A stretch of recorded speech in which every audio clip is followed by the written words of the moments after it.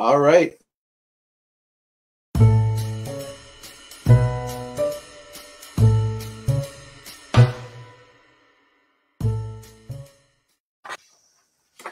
Well, hello.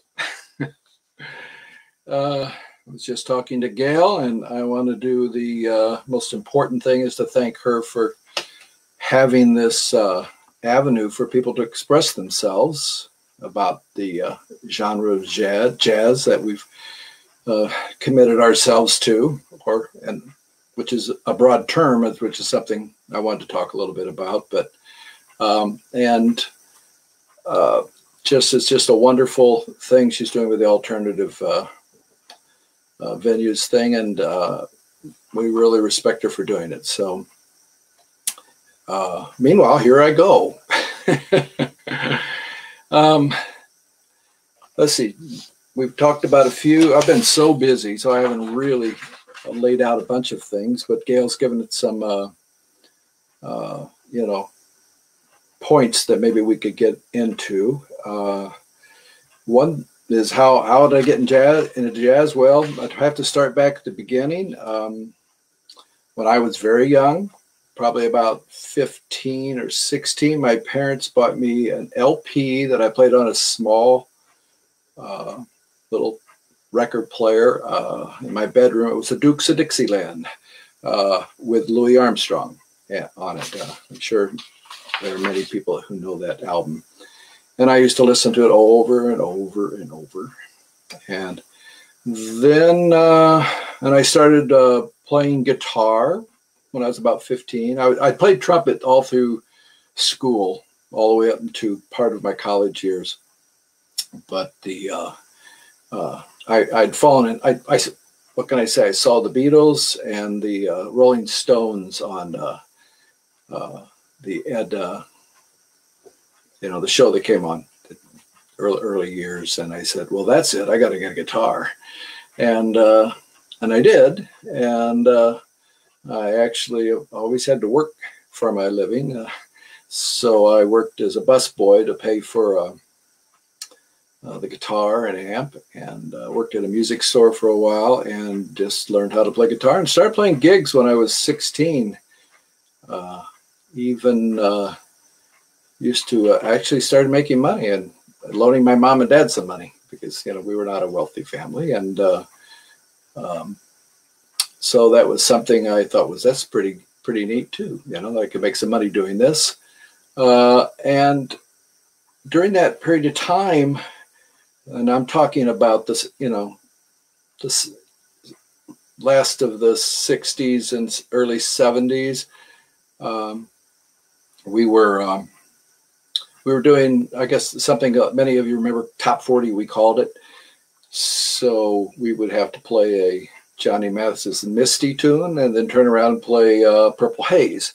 So it was, and then we do a James Brown tune. And so it was that sort of upbringing. And I went into college during the Vietnam years, and actually quit after my first year and went on the road. And I moved to Kansas City, which has a long history of jazz. And in Kansas City, I had a young bass player.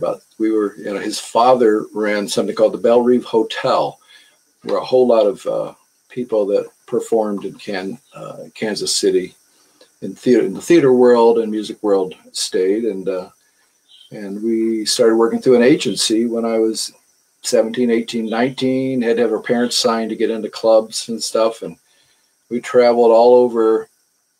I don't know what they used to call the well, I won't even use that term, but the circuit was Kansas, Oklahoma, Texas, Nebraska, Missouri, those states. And we played gigs, played clubs, and had to have permission to play, have strong liquor laws in those days of getting into clubs. And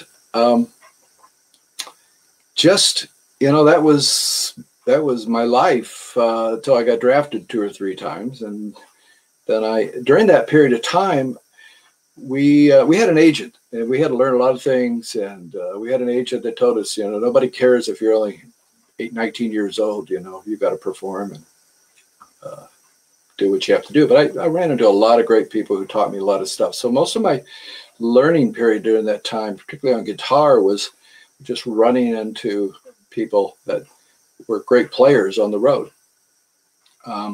And that was, I went back to college a couple times to,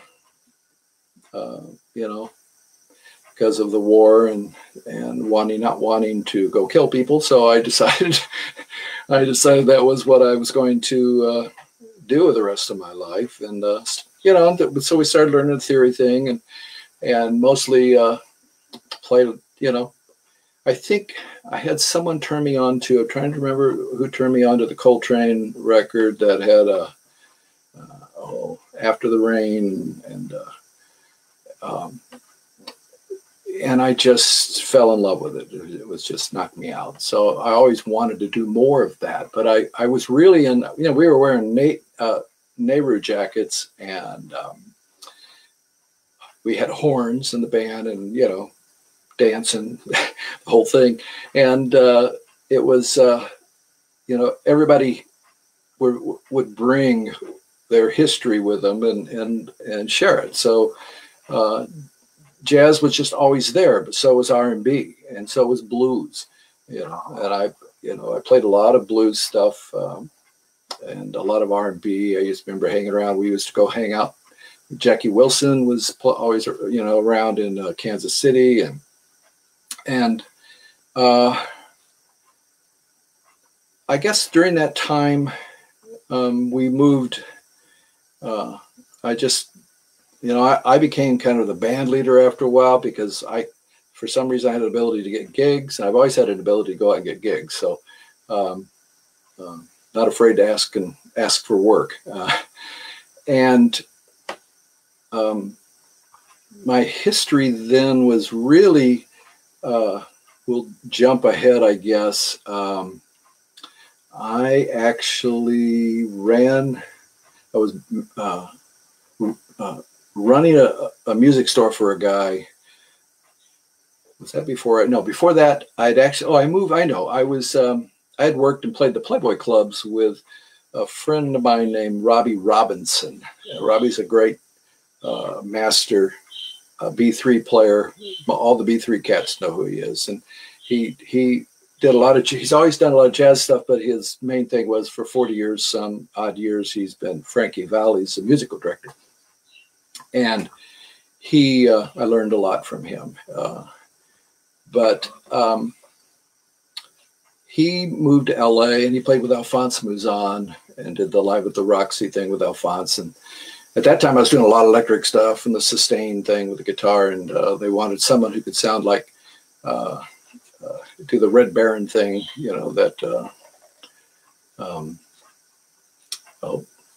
drawing a blank on who it was. But and so I went out there and lived on his couch, and I wound up working at United Artists Records. Believe it or not, Blue Note was housed in United Artists Records on Sunset in Hollywood, and I got a gopher job there, and so I'd run tapes all over the place. I go over to Herb Alpert's place and have a cassette tape for somebody, and Johnny Mathis would be singing in the studio, and I get to hang out a little bit, that sort of thing. And I started working with Steve March Torme, who was Mel Torme's son, and he had a record with United Artists, a deal with United Artists, so we were playing the Roxy and the Troubadour and those type places, and I was just always in that scene, so jazz was just part of it, but so was other music too. And I've always loved every kind of music. And so I came back to my hometown, which is Springfield, Illinois, which is on Route 66. So it may sound like a small town to many of you, but between Chicago and St. Louis, that was the place a lot of people stopped off to play gigs that, all the way from big bands up to, real hip groups.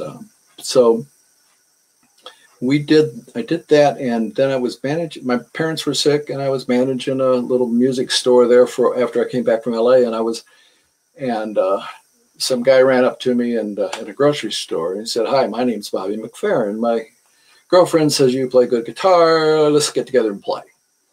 So that was another eye-opening thing for me, and I somebody I cherish very much in my life. And I used to go to his little house he was renting with his girlfriend, and he had a Wurlitzer piano, and we would sit in the bedroom, and he had the Wurlitzer piano, and I play guitar, and he was, when you run into somebody who's a Pied Piper, who's just got that charisma, that was Bobby, obviously still does. And we would do, let's play Maiden Voyage. So we'd play Maiden Voyage, and he would, I would say, "Bobby, what should I play over these things? What should I play over this or that?" And he would go, "Greg, just play. And so I just made sounds, and I was always being able to turn sounds into something that sounds kind of good. So I learned a lot from him. We would sit and listen to the album with Al Di Meola, and was on with Jaco Pastorius and stuff for hours. He'd say, "We got to listen to this, And but again, I was good at getting gigs. So I started getting gigs for us, and we played as a duo for a while.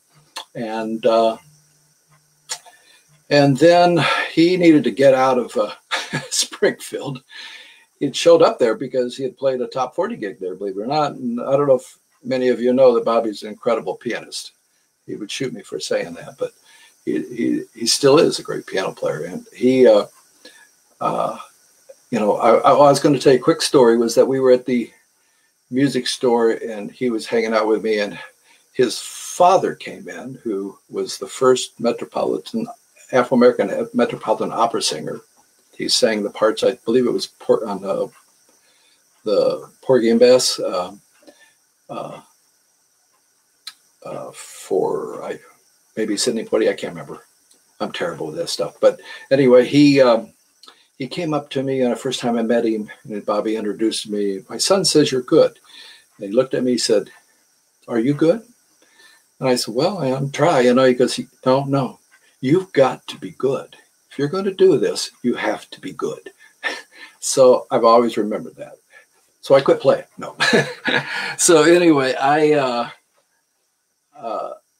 that was another big moment in my life, of sending me in certain directions. And so I was always in jazz, around jazz. So it was just part of the I guess you would say, my vocabulary. But I spoke many languages, and I still do. I still love, it's kind of like the thing with Bobby. He'd sing a Beatles tune, or it's like Ray Charles. Ray Charles would sing any tune he sang, a jazz tune, country tune, whatever. It was Ray Charles. So I just felt that, well, you've got a voice, and that voice will come out. Doesn't matter what vocabulary you use so much. So that was the beginning of that whole jazz thing. And then there was a hiatus for a long time that I won't go into too deeply. I married a woman that I love very much, who I've met, who became paralyzed and blind through MS. And so I went back to college, learned how to program computers, still playing music, and wound up managing, being an MIS director for 300 university-based hospitals, a consortium of 300 university-based hospitals, working around computers. And they kept giving me better positions because I was able to get people to talk to each other. And the reason that you can get people to talk together, as most of us know as musicians, is that when we play a venue, we're talking to a doctor, we're talking to a plumber, we're talking to a hairdresser, we're talking to just people talking to each other. So that kind of helped me, besides the technical stuff that I had learned how to do. And then never dreaming that you know, coming way forward to this time, that all that technology would actually help me. And I want to get into that a little bit when I get past talking about myself so much. We also, what happened during that time was I kept playing, moved out to LA again, and came back again. I had a lot of family illness, and then started a band, lived in Denver and played all the mountain clubs for many, for 3 years, and lived in, did a lot of that, that sort of stuff. So when my first wife was passing away, I met my current wife, who is jazz violinist Diane Deline, who 4 times Downbeat Critics Poll, Rising Star category, whatever that means, as most of you know. And by the way, I love Frank Elkar. I consider him a dear, dear, dear friend. He's gone through a lot in his life, like we all have. So it's and she helped me, kind of got me really. I became playing more and more jazz.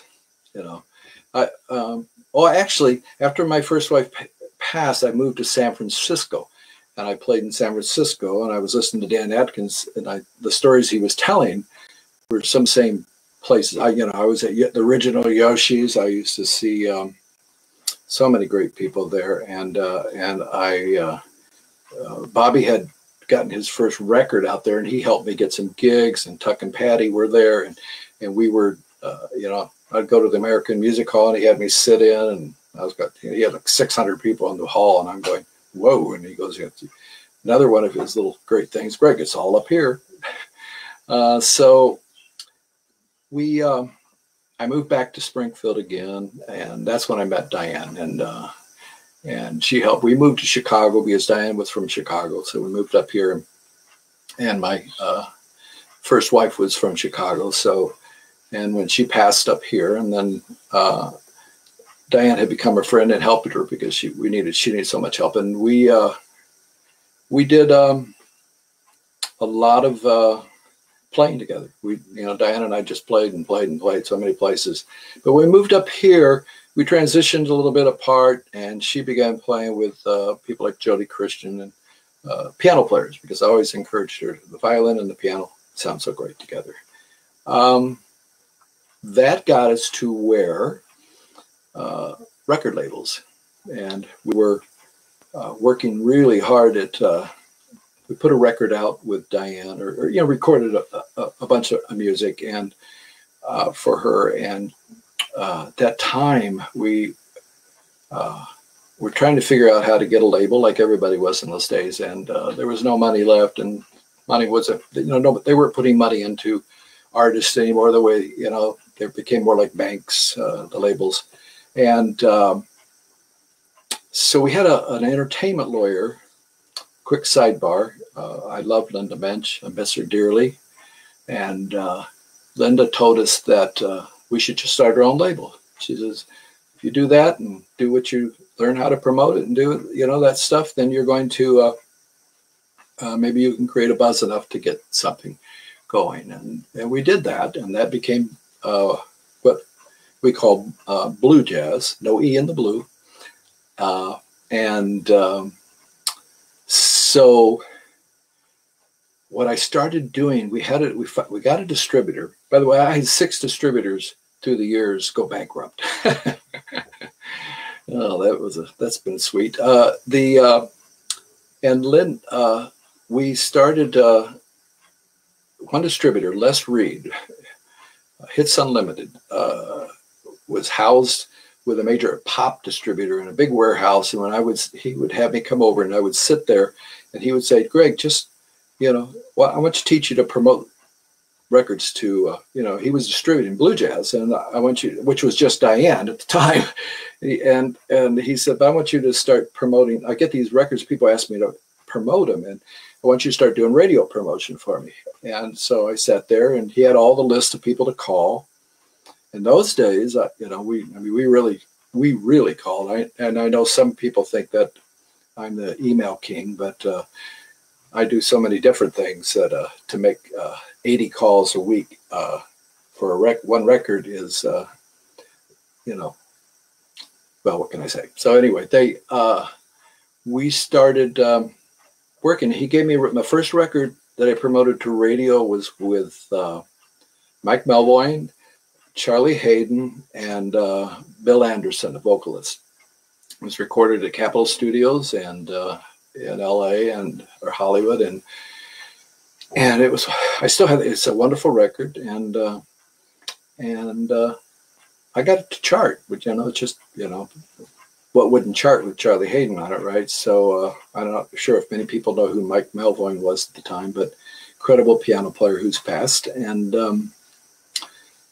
then from there, I started getting people, musicians and artists that I knew saying, Greg, how you doing that? How you doing this? And because of my computer years, I understood what it was like to collect data. So I was always collecting more stuff, more emails and data and stuff. And so I started sharing, and I always had a lot of booking information. So I was always sharing this stuff.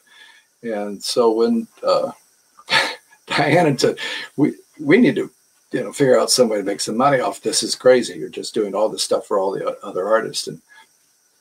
And so I developed a little package. And one thing that we were very firm about in those days, and I still am firm about it in these days, and that's why I actually charge money for people that I work with, though it's not a lot compared to what some charge.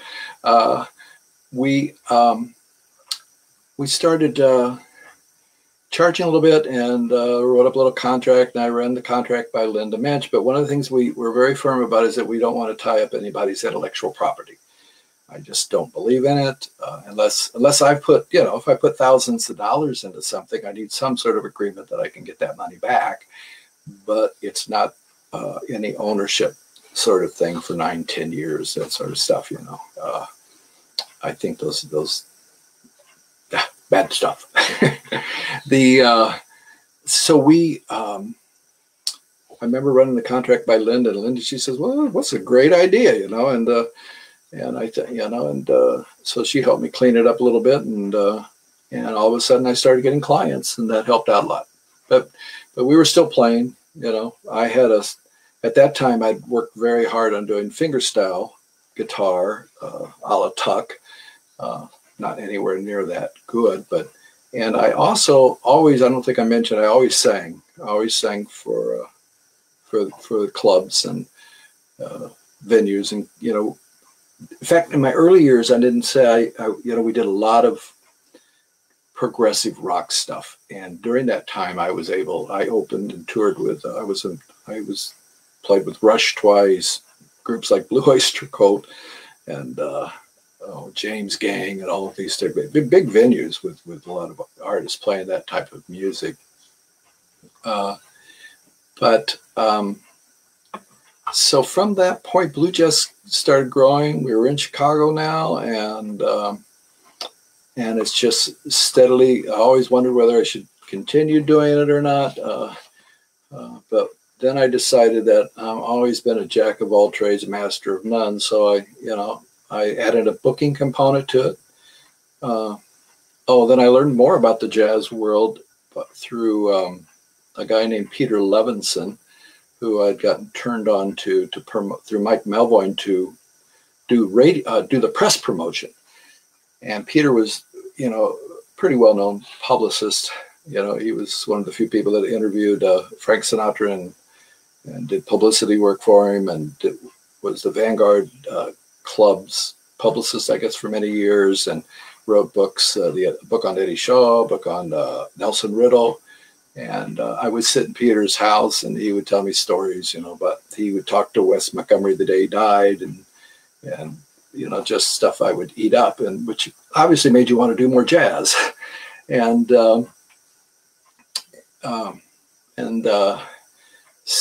So I added that component to Blue Jazz. So I also do publicity. And then I had the booking arm, and I was doing the radio promotion, and so I was doing I've been doing all those three things for the last 20 years, I guess, and gone to all the conferences, drank all the whiskeys with all the promoters, and have had a wonderful relationship with many people that I've really enjoyed. So that's kind of my jazz history. Met so many people, great jazz players that, with the club. Oh, I forgot that. I told you I opened up a nightclub. Opening a nightclub in Chicago was not the easiest thing. And it was very interesting because I had a lot of support, from Joe Segal at the Jazz Showcase and Wayne were very supportive. The more jazz that could happen in the city, the happier they were. So, oh goodness, we had a lot of great people play there. So, but it didn't last very long because the financial crash hit, and we also got hit by a Ponzi scheme thing with our savings, and so we almost had to start from scratch again. Closed the club down, continued promoting, and now the pandemic came, right? What more can I say? Oh, I stretched into Europe too. I owned part of a label in Paris that was a jazz label. There's still, those people still are around over there. It's called Plus Loin. And I met the first group I worked with them. I still work with are the Mouton twins, the Francois and Louis Mouton, bass player and drummer, who are just killer players. And I've worked with quite a few French people. And then I met Paul Zahner, who was is an entrepreneur in Austria, and we've done a lot of jazz. We just had Paulette McWilliams over in Austria, played Porgy and Bess, and booked her in the In-Tone Jazz Festival, and had her booked to Ronnie Scott's, but they wouldn't. They had to shut that down because of the COVID thing. And the pandemic hit, and I had been through thinking my life. We adopted our son, Raphael, Rafi, as he's like to be called. He's 14 now, and he's loves music also, and he's he's been a wonderful addition. Hardest thing I've ever done in my life, but being a parent, so I just started rethinking things during the pandemic. We were all shut down, doing all the right things, and I said, I'm going to try to figure out some things. And so I started thinking, what else, this paradigm, CDs were dying. Mailing off 300 CDs to radio and press is, spending thousands of dollars on that sort of stuff is just like, this is crazy with the digital world here. So I started looking at how we could improve on that for ourselves and still utilize what's there. I still send CDs off to the Jazz Week people. And used to do the NACC people, which are the college stations, which is very volatile, but that's been replaced by something called Play MPE for me, personally. So which is a digital platform that sends out stuff to they've got a great list, and we send out to all over the world. If I do a jazz thing with Play MPE, it's usually goes out to 3,500 radio and press people, and more people are signing up to get their stuff that way. So that's opened up some doors for us. And then I took some time, and I spent about 3 months. I'm a YouTube nut, so I sit there and I learn. I used to read everything. Now I don't read so much as I watch YouTube, and I learn everything from YouTube. And I learned how to do Facebook business ads, and I'm still learning.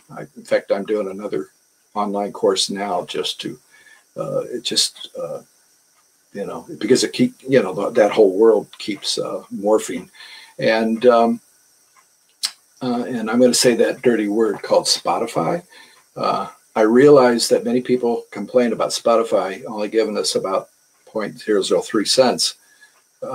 I actually had one record that I've done incredible with through that all the the digital platforms, streaming platforms. But the point is that I don't know if any one artist can remember what their last BMI or CSAC check was, but usually it's around $10. So, we do a lot better and I utilize CD Baby. There's a lot of different ones out there, but DistroKid and different things. But I use CD Baby, and but what I learned to do was to increase Spotify streams and profiles and followers through using Facebook conversion ads. And Facebook has an AI algorithmic thing that goes out. We're up to, I think they're up to 80 countries, 82 countries. And so I can do an ad that will convert to go to a Spotify profile page or to a tune utilizing these ads. And I'm providing that now for artists. And we sometimes we can get 1,000, 2,000, up to 10,000 streams in a month or for months. And so I'm offering that and teaching people about that too. So the other thing that during that time I've been doing is studying how to do YouTube ads. And I will use Google ads for that. YouTube, oh my goodness, what are all these people here? Oh, that's Gail. Hi, Susan. Yes, Linda. Sorry, I didn't look through this sooner. Oh, and I didn't tell the StreamYard thing too. If I see something here and it's a Facebook user, if you want me to know who you are, I can look later, but you can go to StreamYard and just sign up that you're willing to let them use your name. Honestly, they won't do anything to you. But when I get prattling on coffee, I just keep going on. So the Google ads going to YouTube views. Just recently, there's a wonderful kind of a crossover saxophonist, cross between smooth jazz and snarky puppy type stuff. Danny Lerman. We did 285,000 views for a video that he did, which also increased his subscribers on his YouTube channel. And yes, the Facebook ads have been doing very well for blue jazz artists Marianne Maringolo and for Danny Lerman. Thank you, Ralph. And Paulette McWilliams, yes. By the way, oh, that's the other thing I did. I started managing a small roster. I help artists, a variety of artists, but that I help. But I do have a small core roster of artists that I spend probably most of my time on booking on, and I manage an artist by the name of Paulette McWilliams, who worked many years with Quincy Jones, and she was with Luther Vandross for 20 years, and she was with Marvin Gaye for many years. She did the Tammy Terrell stuff and was a featured vocalist and did duets with him. And she's an incredible jazz singer, but she also does incredible R&B stuff. She just had a big Rolling Stone article on her as a legendary, backup vocalist for unsung heroes, legends. She was with Steely Dan. She was with just great people, and she's just a treat and one of the best talents and vocalists I've ever run into. And I've also been doing Michelle Coltrane. I don't know if not that many people have known. I think she was a vocalist and she's a great vocalist, and I've been doing some work with her. She runs the John Coltrane and Alice Coltrane foundations, and she's been great hearing her stories with her parents. And meanwhile, the YouTube stuff is probably the fifth component I've added to what I'm trying to do. And so yes, I run out of a lot of steam. Sometimes I get really tired sometimes because I'm doing so much. But the booking thing is probably for artists is, when I talk to an artist, I usually talk to them about what I call the pie. And the pie, you've got to do a little bit of all different pieces of the pie. You've got to do the promotion. You have to do the radio stuff. You need to have the radio stuff, the press stuff.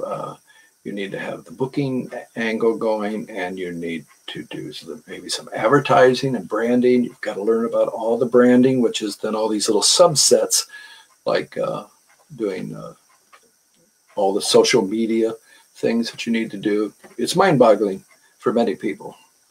It's very interesting because I work, a portion of what people I work with are, in fact, I'm starting to work again with, I worked quite a while with Steve Wiest, who is a trombonist that was with at North Texas State and was nominated for Grammys there, and then was at the University of, he was with Maynard Ferguson for a long time, was at the University of Denver, and just retired from teaching. He's back in Chicago, and he is playing, and for good gigs, he's available. But he has a great group called Vinyl Hampton, which is a little more rock, soul, funk, and so we're doing that. I don't even know where my time is here. I should check that. Ooh, am I out of time? I might have got shut off. Gail, am I over? Yeah, you're over, but it's been good. So. Should I stop? Yeah, I'm gonna have to come back just to talk about the stringing stuff. So thank you. You give me some coffee, I'll keep going. Thank you, everybody. Stay healthy, stay safe. Gail, thank you so much, and we'll see you on the next block.